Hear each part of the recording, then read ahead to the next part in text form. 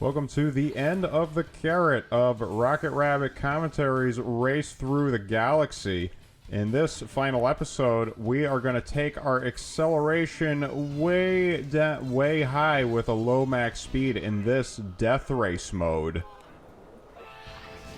Alright, so the goal of this death race specifically is to knock out all of your opponents. Every last one of them, and you have to survive in order to be the last racer on the track. Okay, so I know why you actually geared your vehicle more towards acceleration over top speed, because colliding with other racers is going to reduce your overall top speed in general. But this is before you knew that there was actually a spin attack that allowed you to inflict more damage and siphon energy from your opponents. So, wait a minute, it has siphoning properties. It does in GX. I don't know if it does here, but I know it doesn't. I know it does in GX. Oh dear, man! Talk about a missed opportunity. Because I mean, so. In order to actually execute the spin attack, what the player needs to do is press and hold the Z button and then tap R twice, or you can press and hold the R button and tap Z twice. Each of these different ones will spin your vehicle in the corresponding way. If you press and hold Z and press R twice, you will spin to the right, and if you press and hold R and hit Z, you will spin to the left. I see there. So clockwise or counterclockwise spin. So yes. I wonder if that has implications if, for example, you're going around a turn. Well, it's supposed to, because pressing and holding Z is how you actually engage in your banking mode, isn't it? Yes. There is a banking mode engage. That would make a lot of sense. I noticed that we only have one kill so far, and we've gone along this loop at least 4 times already. Oh dear. Well, yeah. I mean, we're just because we're bumping and grinding into people does not mean they're going to start dropping like flies. I mean, every racer, including us, starts with a full health bar. So when it comes to collisions, what is the most effective way to collide with your opponents? Well, I mean, versus using the spin attack that you were mentioning, I mean, just make the collisions count. One thing that is definitely not going to happen that often is you're going to knock the racer off of the track, and that is a property of this death race track. And this track is only playable in death race mode. It's so simple. It doesn't even have a dedicated mini map. It's just this loop de loop. It's just a loop de loop. Yeah. You go to one end of the loop, you get flipped upside down, you go to the other end of the loop, then you start coming back, and round and round and round we go. So you could easily go through this loop like 100 times before you're done, especially if you're doing this the way I'm doing it, which is, based on Mr. Gerdat's input, easily the slower and less desirable of the two, and that's why we're here for like 19 minutes, and also why I'm showing a best time of 25 minutes for my previous record. I intend to beat that record. Even with the spin attack, the best time on this course would almost certainly be about 10 minutes, because it would still be very lengthy to actually score knockouts with any of the vehicles. Although the Black Shadow is probably one of the better vehicles to do it due to its weight, I'm not entirely sure what competition he would actually want other than maybe Samurai Goro.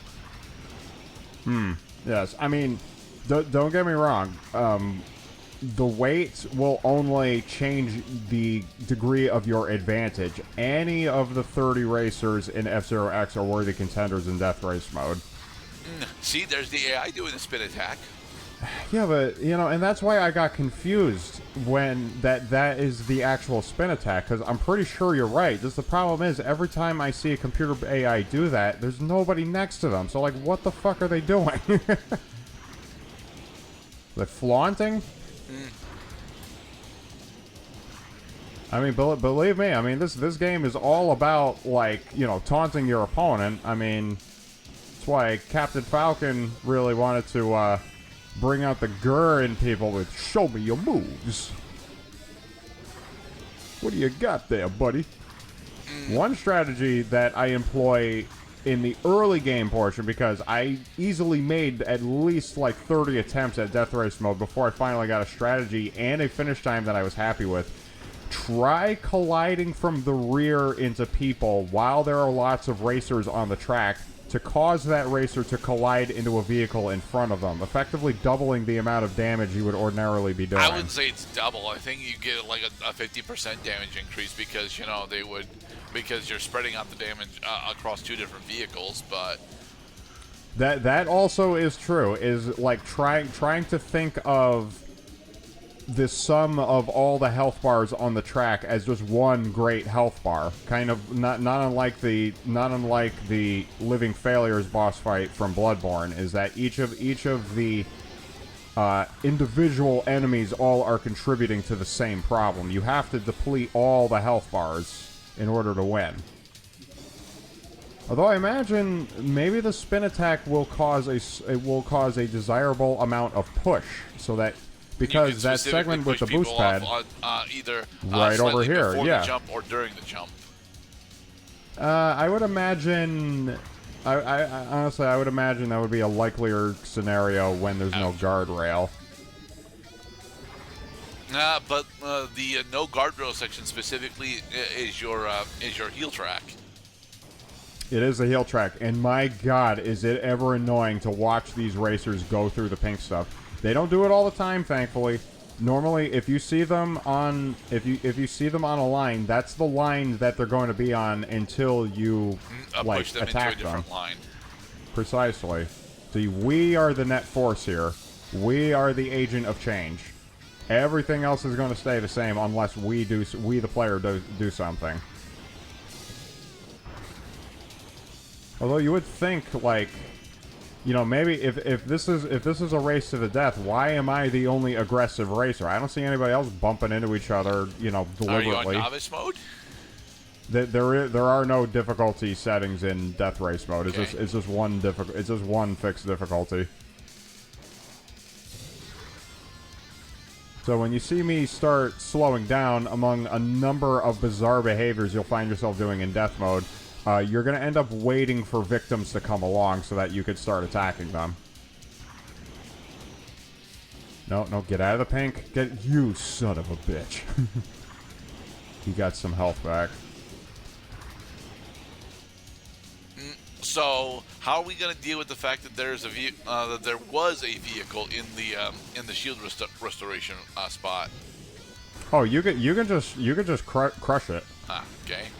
If you drive into it, because we're going to be seeing that a lot, is as the number of racers starts to go down to like the teens and then the single digits, there are going to be a lot of dead racers on the battlefield. But I'm calling it a battlefield now. On the racetrack, these will be obstacles only until they are destroyed, because you will take damage if you ram into a dead racer. But then again, the same is true for the other racers, is that they also will take damage if they ram into a dead racer. Right. Yeah, there's a lot of flashing red right now. I like it. Me gusta la roja. Up to 8 kills. All right, we're getting there, guys. We're getting there. In fact, we're gonna be here so long that we are going to thoroughly expound on the good, the bad, and the ugly with F-Zero X here at Rocket Rabbit Commentaries. For example, I did confirm in between parts that indeed the X Cup is consisted of procedurally generated tracks, as in the game creates these tracks every time you load up the X Cup, which I found fascinating and also pleasing that my theory was correct, because I was pretty damn sure that that's what was happening. But still, they use so very few pieces. Well, it doesn't take a lot of rules to make it. It's just that they were complex and sophisticated enough that then the game could vary, like, okay, how many tight turns there are, what are the changes in elevation.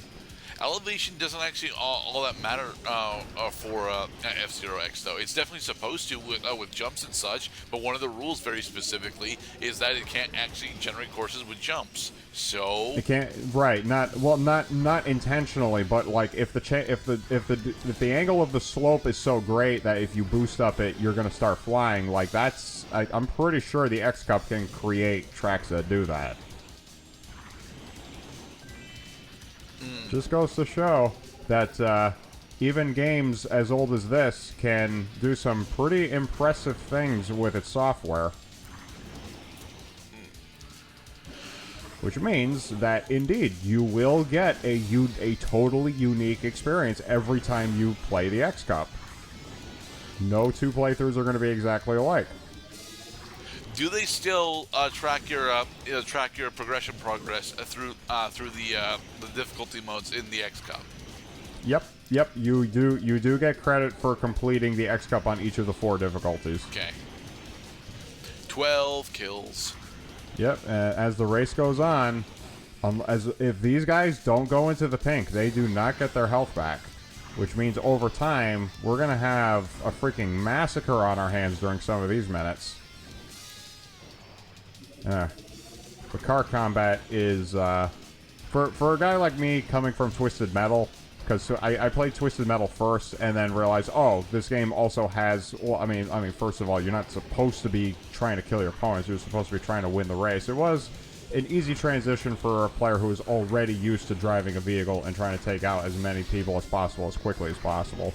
And I miss Karma too. You're dropping like flies. No, they are not. You have 13 kills and there are 15 racers left on the map. Because, you know, if you got a lot of bugs in the room and you got your handy dandy electric fly swatter ready to take them out, over time you're going to see a lot of little fly corpses littering the floor.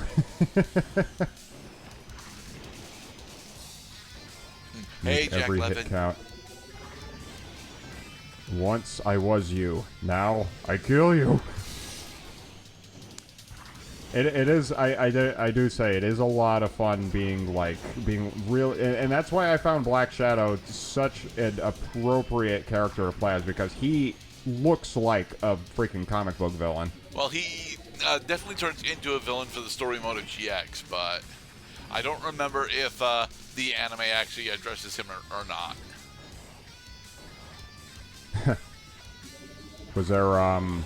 Was there voice acting in F-Zero GX? A little bit. A little bit.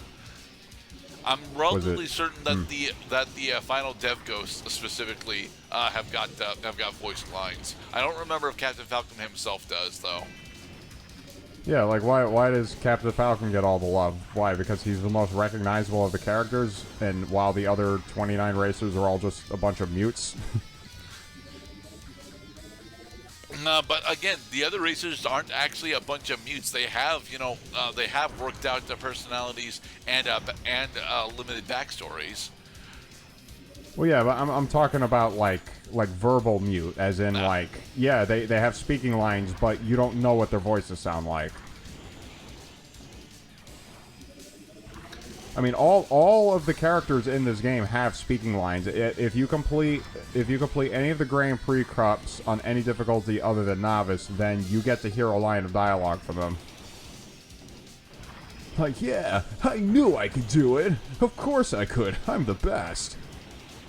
Does Jody Summer want to go to the beach? Huh. Summer. Mommy!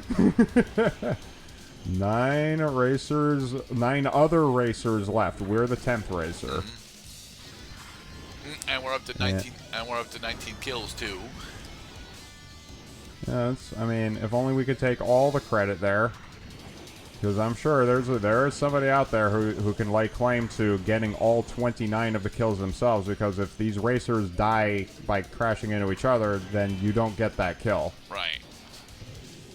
And I do like the little ringing sound it makes whenever you get a kill. It's nice. Killing is nice in F-Zero X. We find. I mean, they're not really dead. I mean, you're just destroying their car. I mean, I can't say what happens after you ram the dead car. Like, was there still somebody inside? They end up over in the Tekken universe. Maybe they get teleported.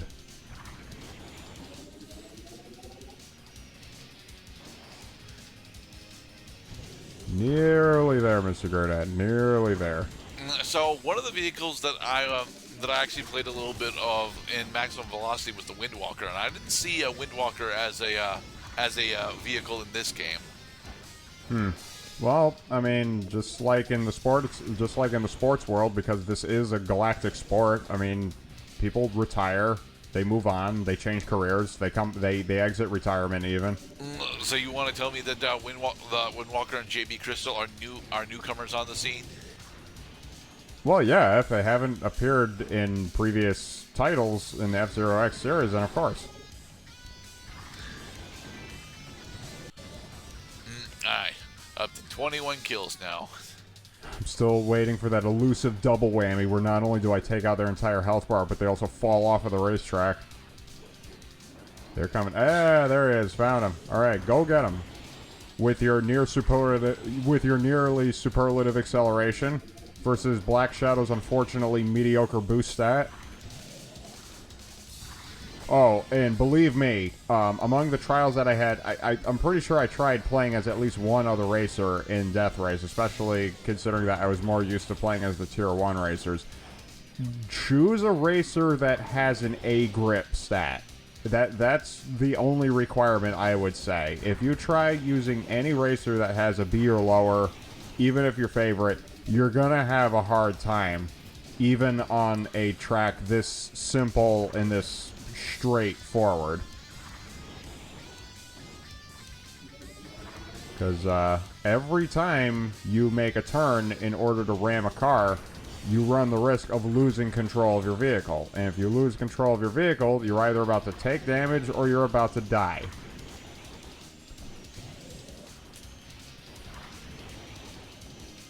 Flashing red, yeah. 6 racers left. Good lord. And now that there are only 7 racers on the track, this racetrack, not only is it becoming overly familiar and redundant, is gonna feel pretty empty. Because that's what happens when areas become, that's what happens when people die. Lots of people die in just one area, Mr. Gridad, is then that area becomes less populated. And cursed. Don't forget cursed. And cursed. Hey, he stole my kill. He stole my kill. Screw you. That was mine. Mine, you hear me? I will have my vengeance.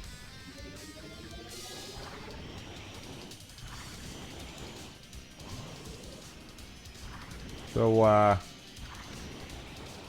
as you were pleased to point out the existence of the spin-a-tap, we can glean, both from this playthrough and from the experiences of others, that you could still enjoy yourself playing F-Zero X just fine, even not knowing that there were things you could have been doing that you were not doing the whole time. Right. Because I reckon the other F-Zero X titles likely have similar problems. Like, why are the controls even here if we're not using them?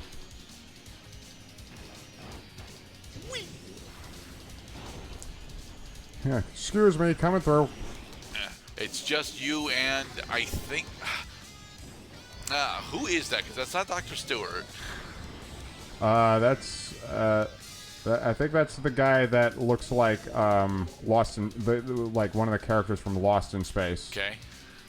Okay, now let's wait real quiet and patient-like. Any second now. Oh, yeah, and do take care to have a decent amount of speed under your belt before you approach the ramp. Alright, there he is. The last one.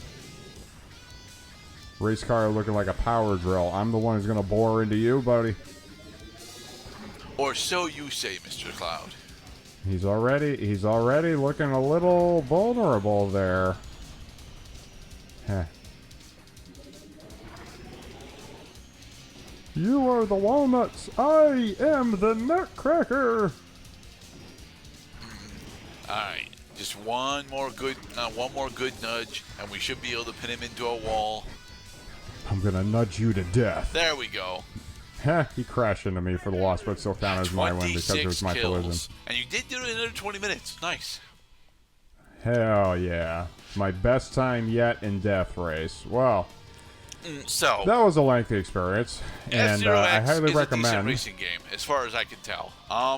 It actually has a lot of unlocks, but you need to be relatively skilled in order to get them, or you can just use a cheat code to get them. It has really good music, and yeah, as a racing game, it's probably up there for one of the best on the N64 at least. I would argue it's probably better than Super Mario Kart 64. Nobody can beat Super Mario Kart. That is a lie, and you know it. Anyway, be safe, everybody. Yeah, thank you so much for watching. We'll see you on our next playthrough here at Rocky Rabbit Commentaries.